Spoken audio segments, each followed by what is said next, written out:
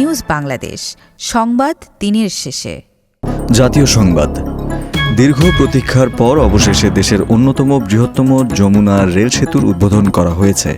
আজ দুপুর 12:10 দিকে এই সেতুর উদ্বোধন করেন রেলপথ মন্ত্রণালয়ের সচিব মোহাম্মদ ফাহিমুল ইসলাম।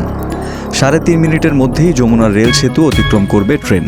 এর ফলে ঢাকার সঙ্গে উত্তর ও দক্ষিণবঙ্গের রেল যোগাযোগ আরও সহজ হবে। রেলওয়ে নির্মাণ প্রকল্পের পরিচালক PD আল ফাতাহ মাসুদুর রহমান বলেন, যমুনা রেল সেতু দিয়ে ট্রেন পারাপারে আগের তুলনায় কম সময় লাগবে। এতে দুই পারেই সময়ে সাশ্রয় হবে। ডাবল লেনের সুবিধা পেতে হলে আমাদের আরও অপেক্ষা করতে হবে। খাদের কিনারা থেকে দেশের অর্থনীতি ঘুরে দাঁড়িয়েছে বলে জানিয়েছেন অন্তর্বর্তী সরকারের অর্থ উপদেষ্টা ডক্টর সালেহ উদ্দিন আহমেদ। তিনি বলেন, বাংলাদেশের দিকে অনেকেই তাকিয়ে আছে। কিছু ভুল ত্রুটি থাকলেও অবস্থা সন্তোষজনক। আজ সচিবালয়ে সরকারি ক্রয় সংক্রান্ত উপদেষ্টা পরিষদের বৈঠক শেষে গণমাধ্যম কর্মীদের সঙ্গে আলাপকালে তিনি একথা বলেন। এবারের পবিত্র ঈদ উল ফিতর উপলক্ষে গত 14 মার্চ থেকে আন্তনগর ট্রেনের অগ্রিম টিকিট বিক্রি শুরু করেছে বাংলাদেশ রেলওয়ে।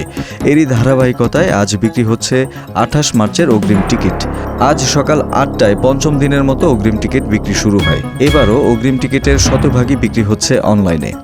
সবাই যেন ঠিকঠাকভাবে টিকিট সংগ্রহ করতে পারেন, সেজন্য 2 অঞ্চলের টিকিট 2 সময়ে বিক্রি করার সিদ্ধান্ত হয়। এর মধ্যে পশ্চিমাঞ্চলের ট্রেনগুলোর টিকিট সকাল 8টায় এবং পূর্বাঞ্চলের টিকিট বিক্রি শুরু হবে দুপুর 2টায়।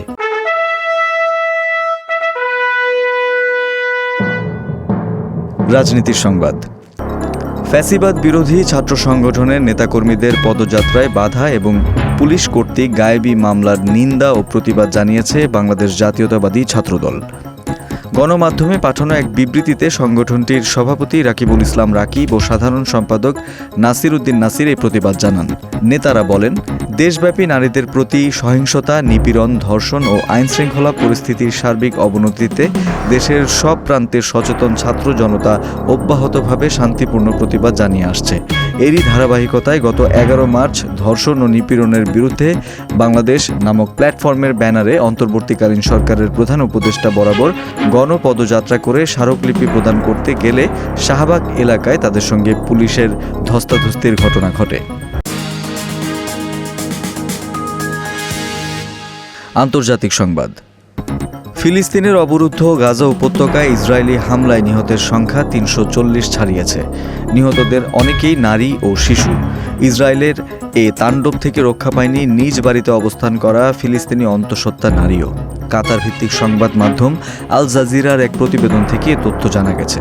প্রতিবেদনে বলা হয়েছে, গাজায় যুদ্ধবিরতির অবসান ঘটিয়েছে ইসরায়েল এবং এরপরে অবরুদ্ধ এই উপত্যকা জুড়ে বিমান হামলা শুরু করেছে।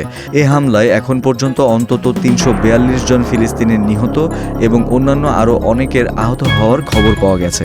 এছাড়া এখন পর্যন্ত নিহতদের মধ্যে গাজায় উত্তরাঞ্চলেই প্রাণ হারিয়েছেন 154 জন। তথ্য প্রযুক্তির সংবাদ। বিশ্বের জনপ্রিয় মেসেজিং অ্যাপ হোয়াটসঅ্যাপ এবার অশ্লীল ভিডিও কলের হাত থেকে ব্যবহারকারীদের বাঁচাতে নতুন ফিচার নিয়ে আসছে প্রতিষ্ঠানটি। অ্যাপটি স্বয়ংক্রিয়ভাবে ফোনের সামনের ক্যামেরাটি চালু হয়, ফলে ক্যামেরা চালু না করে কলটি ধরার কোনো উপায় থাকে না। কিন্তু নতুন ফিচারে অ্যান্ড্রয়েড ব্যবহারকারীরা ভিডিও কল গ্রহণ করার আগে ক্যামেরা বন্ধ করার অপশন পাবেন। এটি ব্যবহারকারীদের ভিডিও কল রিসিভ করার সময় ভেবেচিন্তে রিসিভ করার সুবিধা দেবে, সেই সঙ্গে সঙ্গে গোপনীয়তাও বজায় রাখবে। ব্যবহারকারীরা ভিডিও কল করার সময় একটি নতুন turn off your video option দেখতে পাবেন। এই বাটনে ট্যাপ করলেই ক্যামেরা অফ হয়ে যাবে এবং ব্যবহারকারী শুধু ভয়েস মোডে কল ধরতে পারবেন। খেলার সংবাদ।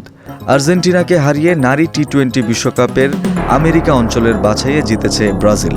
আর্জেন্টিনার বুয়েন্স এইরেসের সেন্ট আলভান্স ক্লাব মাঠে মুখোমুখি হয়েছে দুদল। ম্যাচ শুরুর আগে টস হেরে আগে ব্যাট করতে নেমে 17 ওভারে সবকটি উইকেট হারিয়ে 54 রানের বেশি করতে পারেনি আর্জেন্টিনা। দলের হয়ে সর্বোচ্চ 23 বলে 11 রান করেছেন স্টোকস। 55 রানের জয়ের লক্ষ্যে খেলতে নেমে 33 বল হাতে রেখেই 6 উইকেটের বড় জয় পেয়েছে ব্রাজিল। তাদের হয়ে সর্বোচ্চ 42 বলে অপরাজিত 27 রান করেছেন আভেরি। তাছাড়া ন্যাকিমেন্টো করেছেন 15 বলে 10 রান। সংস্কৃতি বিনোদন। বলিউডের জনপ্রিয় অভিনেত্রী কঙ্গনা রানাওয়াত বিভিন্ন সময় নানা বিষয় নিয়ে বিতর্কে জড়ান তিনি। সম্প্রতি এই অভিনেত্রী মুখ খুলেছেন তার অভিনীত ইমার্জেন্সি সিনেমা নিয়ে। সিনেমাটি গত সপ্তাহে জাতীয় স্তরের ওয়েব প্ল্যাটফর্মে মুক্তি পেয়েই ট্রেন্ডিং 1-এ রয়েছে। সামাজিক মাধ্যমে অনেকে অভিনেত্রীকে জানিয়েছিলেন সিনেমাটি আন্তর্জাতিক পুরস্কার মঞ্চের প্রতিযোগিতায় যাওয়ার যোগ্য। তখনই কঙ্গনা জানান তার সিনেমা জাতীয় পুরস্কারে সম্মানিত হলেই খুশি তিনি। এ নিয়ে সামাজিক মাধ্যমে কঙ্গনা লিখেছেন, অস্কারের পেছনে দৌড়ানো ভীষণ বোকা বোকা। আমার কাছে জাতীয় পুরস্কারই যথেষ্ট। ইমার্জেন্সি জাতীয় সম্মান পেলেই আমি খুশি। গত 1975 থেকে 1977 সাল পর্যন্ত ভারতে জরুরি অবস্থা জারি করেছিলেন তৎকালীন প্রধানমন্ত্রী ইন্দিরা গান্ধী। সিনেমাতে কঙ্গনা সেই সময়কেই তুলে ধরেছেন। পরিচালনার পাশাপাশি ইন্দিরা গান্ধী চরিত্রে অভিনয় করেছেন তিনি। দর্শক, এই ছিল আজকের নিউজ বাংলাদেশ সংবাদ দিনের শেষে আয়োজন। দেশ বিদেশের প্রতিদিনের সবশেষ সংবাদ জানতে চোখ রাখুন www.newsbangladesh.com-এ। লাইক শেয়ার দিয়ে সঙ্গে থাকুন নিউজ বাংলাদেশের ফেসবুক পেজ ও ইউটিউব চ্যানেলে। ভালো থাকুন, সুস্থ থাকুন। আল্লাহ হাফেজ।